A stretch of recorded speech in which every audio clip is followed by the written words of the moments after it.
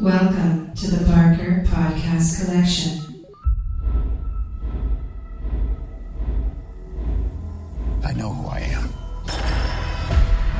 When we are finished with you, you'll no longer be yourself.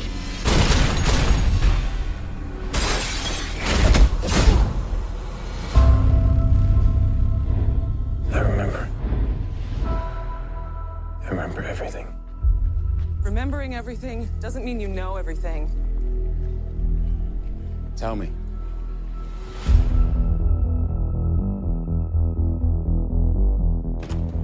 We've just been hacked. Could be worse than Snowden. Facial recognition got a hit.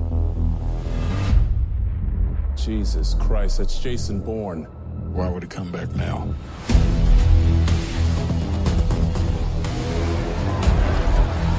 There's a demonstration in front of the Greek Parliament building. I think she'll use it as cover. They tracked you. We gotta move.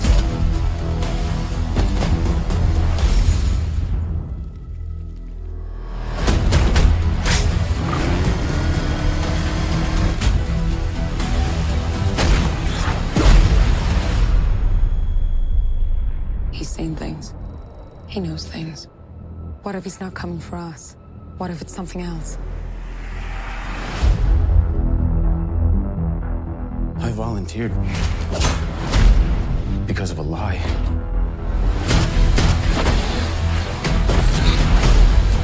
This is Jason Bourne. I need to talk. 32 kills.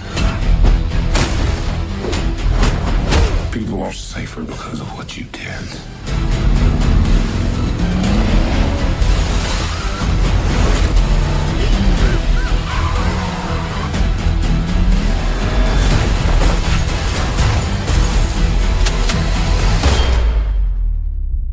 You're never gonna find any peace.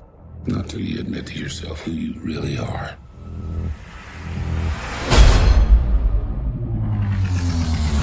Welcome to the Not Watching Podcast. My name's Rob Howard, and this week I'm joined by Ian Bruce And Marcus Hurley. Jason Bourne. Shit. Right. Anything else?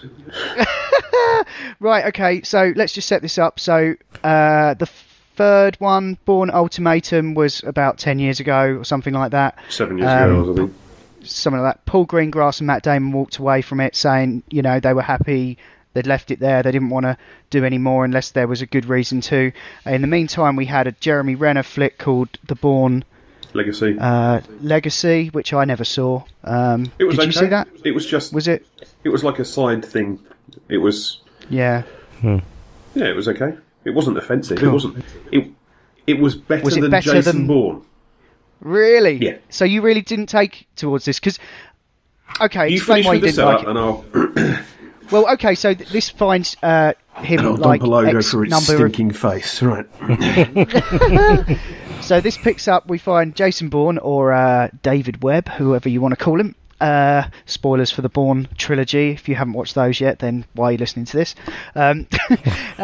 So, yeah, we find him very disenfranchised, wandering around the world, just getting in fights for money. Meanwhile, God. there's something happens, and he's kind of wheeled back in. Oh yeah, there's a list or something that's being hacked into or something. But yeah, it kind of sets the stage for several fairly breathtaking action sequences. Really? I would say. Oh my But God. according, Right. well, yeah, okay. Well, are you not saying you didn't find any of the the Greece riot stuff with the bike? I thought that was great. I found that... okay.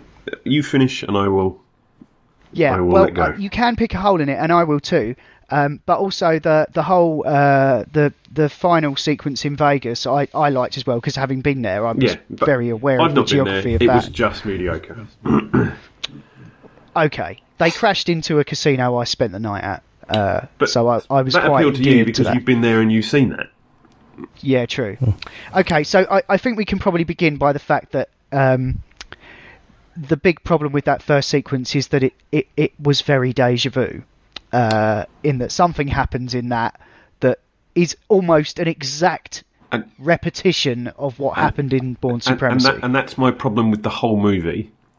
Right. For me, it felt like one of two things. they've either gone, these bits really worked. Do you want to spend a couple of months making a movie? All right, yeah, we'll do that bit and that bit. I like doing that bit. Let's just make a movie. And that's basically the plot. The plot doesn't move the character forward in any way. It felt like 24, what 24 became. Oh, there's Apparently somebody from a previous season. Get them back in and it's all about them now and, fuck off. So either you could argue that it's like that, or you could argue that they've got a dice with things that happen to Jason Bourne and they've rolled it a number of times, and then with the action sequences, things that Jason Bourne does, rolled that and gone, that's good enough, let's do it again. The best thing I can compare it to is the last two Die Hard movies. That's how bad I thought it was. Oh my god. I found it I've not to seen be the last one. Horrific. Absolutely horrific. I thought the action sequences were, if whoever was doing the wobble cam stuff had wobbled about 10% of what he actually did, I would have found it better. Maybe the projectionist, which they don't have anymore, was fucking someone on the side of the projector at the same time. I could not see a damn thing. I found it just rubbish. What other action sequences were there? There was Chase around London. That one was pretty good. That felt real. I liked the bit where there was that bit where he fell off the building. Yeah, that was good. But even that felt like, it didn't feel like the one in Bourne, in the last one he did, where it was the jumping through the window and through rolling. the window. Yeah, it didn't feel. Which is just amazing. That's what I would expect from Bourne. So it just felt like got a few weeks. Yeah, you two. Let's just throw another one out and get some money for it. Yeah. I mean, and the Vegas stuff, as I've mentioned to you previously, it just felt, I can play GTA 5 and have better car chases than that. It felt mediocre by people that aren't really looking at what everybody else does. I do enjoy the first four Bourne movies, but they're a bit of a throwback to movies of old, where it's a conspiracy and there's a thing and the blah and stuff, and the action was frequently part of that thing moving forward, instead of, let's have a bit of exposition so we can get to this big set piece. And that's what I really liked about it. Like, especially in the early 2000s, where there were just tons of set piece movies, this had set pieces, but they were pushing the story forward instead of, the story stopped, now there's some whiz bang, now there's some more story. And I really liked them for that. But for me, this just didn't do it. It was a little bit of story to get the characters in a single place where this shit could happen. And maybe if I rewatched the early ones, they were actually all like that. I came away thinking, my God, have all of the films been like this? Yeah, well, now you mention that, as I have been doing this year, because we've had so many sequels, I kind of set out, while there's not been a lot of TV on either, I've been rewatching movies of the series that I'm about to see the next one of. So I went back and I watched all three Bourne movies. Still haven't seen Legacy. I did go on the Chili Dogs and say, do I need to watch Legacy because the Bourne Ultimatum ends so well? And they were like, nah, don't bother. So I didn't bother. But I watched all the three. Interestingly, I listened to an interview with Paul Greengrass, and they said about this new one, they said, what did you, was there anything that you appreciated like about making this new movie that you didn't have last time around? Because it's been like a few years later. And they were like, well, we had a script, which was interesting because the Bourne Supremacy and the Bourne Ultimatum, they were very on-the-fly movies, the way they were made. Maybe that's what made it work. Because instead of overanalyzing stuff and having a massive Gantt chart of, and then this will happen, and then we'll do this, and maybe that's what it is. They were just shitting it out as they went along, and it was like, okay, so now how are we going to? Well, while we're here, we can do this. Maybe that's what it is. I know you can overproduce stuff, and this just felt overproduced, and it was designed by committee, and lots of people said, and then we'll do. Yeah, it was just. Kingdom of the Crystal Skull. I know you've said that other people have said it's like that, but it felt like everybody was having a good time. There's a lot of good actors in there. Tommy Lee Jones is pretty good in there. But the pits on his face, man, like it's like the side of a planet, isn't it? Like, holy fuck! Well, he's getting old, as we all do. But. Yeah, okay. But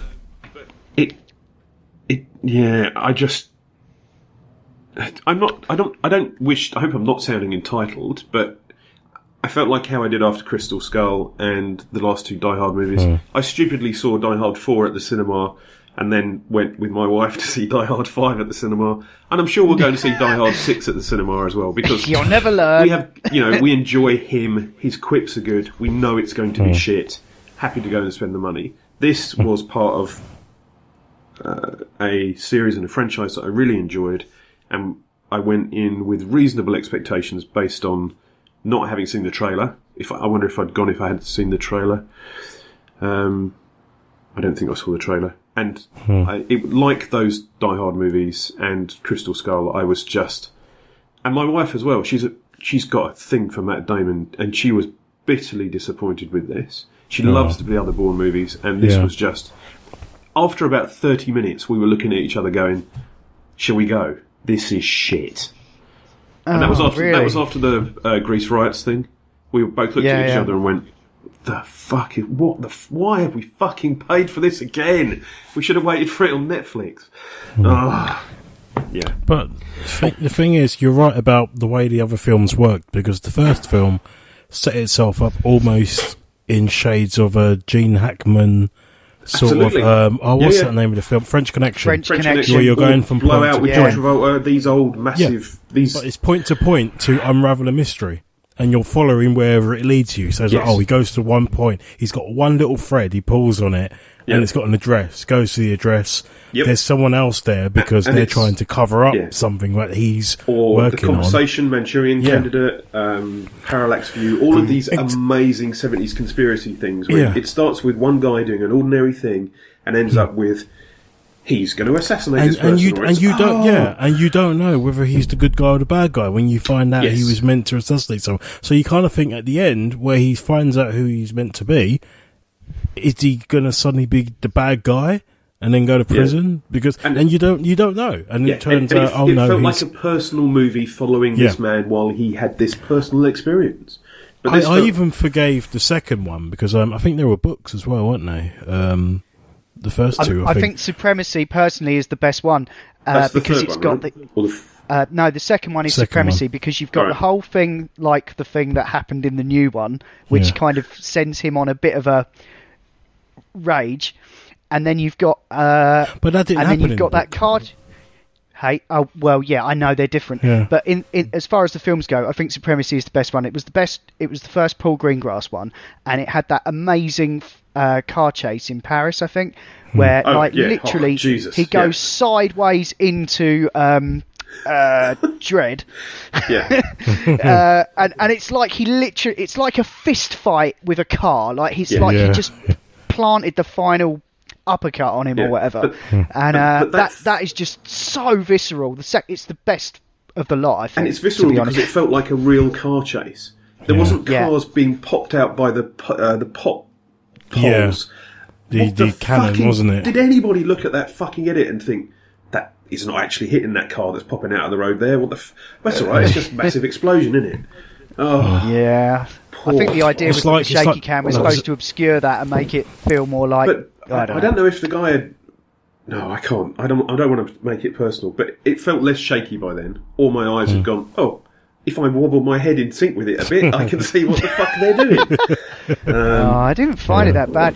My only problem with the movie was that it felt like very very much a retread of Supremacy. Overall, I had a pretty good time. It might have helped that I went with my friend who I went to Vegas with. So at the end we were like, yeah, look, they totally smashed that place up we stayed at. And so that kind of was quite cool. But yeah, I can't defend some of it. I mean, all the stuff with the social media was like, as someone who works like also using SQL to corrupt the database, whoever fucking typed that needs to be hilarious. They were like, that sounds techie. I don't understand what that means. That'll do. Perhaps it was that point, which is in about the third minute, where I thought, oh hold on, there's some fact checking here that hasn't quite been done. That's the thing. Would it have been so difficult to just go into a university and talk to some students and say, we're going to use this line, does it sound shit? It would have cost you nothing. And you could even put a little credit on there to the university students leaving out the bit, thank you for not making. And I think us when look it's like designed dicks. by committee, when it's scripted, or I don't know how that happened. It's a thing that. Let me just say the script. Even though they had a script for this, it was co-written by Paul Greengrass, I think, and the editor. So, I think by having a script, they had a rough outline. Okay. The only other thing I wanted to bring up was earlier or last week or next week we had discussed TV that's a guilty pleasure that's just the same thing over and over again. Is a good thing. It should be embraced, it's okay to embrace it. I'm fairly sure there will be another Jason Bourne, and I'm fairly sure it will be the same as this one. It'll be a couple of bits from the one before. Oh, it's this man from Blackfriar, whatever it is, Blackwater, with the thing. Oh no! Or there'll be another list of, and it's just like the thing that we had before. Who knew? Oh, fuck off. I'm not saying it's a bad thing. I'm just my expectations were set for it to be like the previous Bourne movies, where I had a real feeling it was going to totally forward in his. Right, what's going to happen to him now on his path to where his goal and finding peace and the things that he wants to do? But actually, no, it's not. It's just some stuff. Everybody going, "Here's Jason Bourne, everyone!" Hi! And just a little bit of stuff and some explosions. Normally, when they do that with a sequel, they give it the name of the character. It's usually been quite a good one. Rocky Balboa wasn't a bad film. I really enjoyed that. Yeah. John Rambo, I actually really enjoyed that. It was. I was shocked actually at that film at how good it was, because it was such a contained scripts. They were just. But both of those films took the characters and moved them forward. Yeah. Rocky Balboa didn't have him getting in the ring and doing. It wasn't just. I mean, there is an argument that all of the Rocky films are just a rehash of a boxing match, but there was a lot of character stuff there, and the son who's got a name I'm not even going to try and pronounce. Yeah. I thought he was great. I thought he was absolutely great. But there was none of that here, and it's just no. I haven't even seen it yet, but I got the feeling is either two types of sequels. One where they try and take control of it again because, like I said, after Legacy they thought, no, we're going to do another proper one, or one where it felt like they're cashing in because everyone is doing. Not necessarily cashing in, but they know people will go and see it. Because it's a Jason Bourne film and they do very well. Yeah. To be fair, I think there's a little bit of both there. I think they wanted to bring it back and do it, and I think they give it a good shot. But if the script for the last two with Greengrass was being written on the fly, and that's what it produced, I would just suggest, if at all possible, that the next one they just give that a go. And they can retro this one out of the whole lore, and just it can go from the last one to Identity to this one, or whatever the third one is. It can be Highlander 2, you know. Yeah. The thing is, it's really strange because you could argue that The Force Awakens could potentially have suffered from a similar thing, except for the fact that they wrote the characters of Finn and Rey so well that the elements that were kind of rehashes and bits and pieces from the other ones, you didn't mind. They felt more like Easter eggs or familiar plots, and they even ripped into it. Like the Star Killer base, where Han Solo goes, so we blow it up.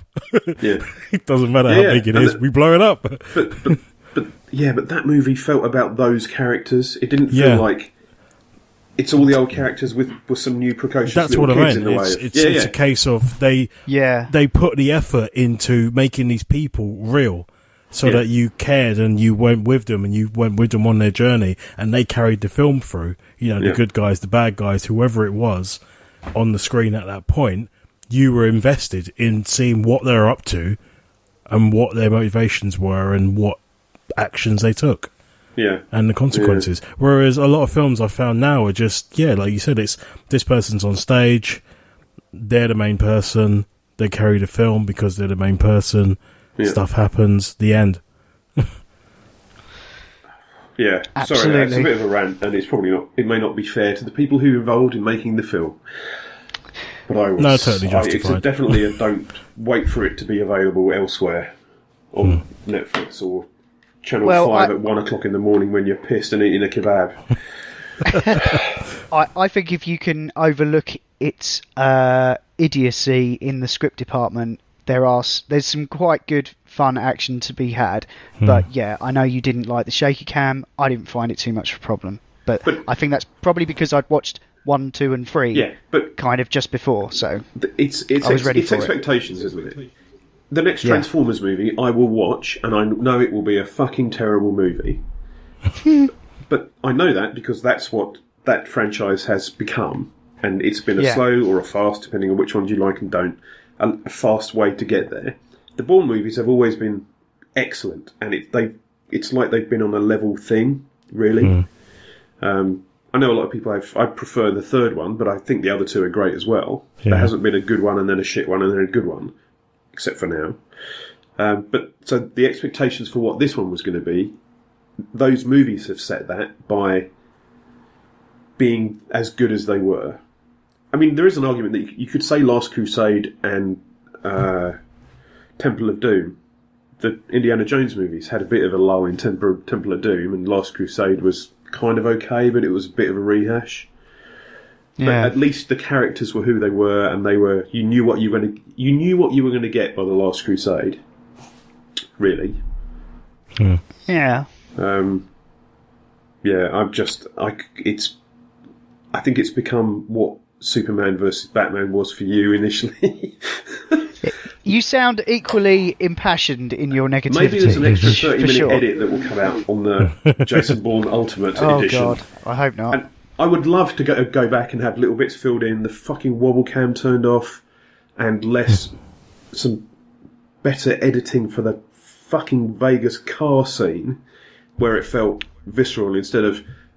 If they just turned the camera a little bit this way, there's probably 1,000 people on that road going, "Yeah, it's Jason Bourne, yeah!" Yeah, apparently they had that road shut for a week and caused massive disruption because that's a really busy road. Yeah. So it sounds to me like the issue you have is the issue I had when I first saw it. This is a really old film, Matrix Reloaded. Yep. That whole thing where they patted themselves on the back of building that whole highway section to film that car chase. Yeah. But then when you watch it and you've got that scene where the agents jumped on the car in front, and I know the CG looks a bit ropey now, but it's the cars in the background that are striking the other cars and flipping over. It's almost like they're not hitting anything, they're just floating on air. Yeah. And then they're just, there's no damage to the front of them or whatever, they're just flipping. You're thinking, how that has to impact something to do that. We've seen it since the 70s, 80s, 90s. Yeah. We've grown up watching these films with car crashes. Yes. To be clear, I'm fairly sure they were real cars used in this sequence in Vegas. Yeah, but it's just the way that they were utilised. Yeah, it just didn't feel like the thing that was doing it was actually doing it. Everything felt like water. Yeah. Whereas it needed to feel like a sandbag being thrown at a wall. It felt like an effect sequence, not a thing in the movie. Yeah. Cool. This has been the Not Watching Podcast in partnership with notlistening.co.uk, where you can also hear myself and Ian talk about video games and virtual reality on the Not Playing Podcast, and Adam, Ash and Will talk about all manner of funny things on the Not Listening Podcast. They've actually just released a new episode and are planning on releasing more, so they are actually on the case. But apparently Adam's laptop broke. That's the reason they've been gone for months. Okay. Anyway. You can email us at notwatchingpodcast@gmail.com, or you can tweet out or follow us on Twitter at notwatchingpod. You can find the show notes for this show at notlistening.co.uk, and if you're listening to us on iTunes, please do give us a review. Anyway, that's all for now. Thanks for listening. See ya! Live long and prosper. Oh, Joe.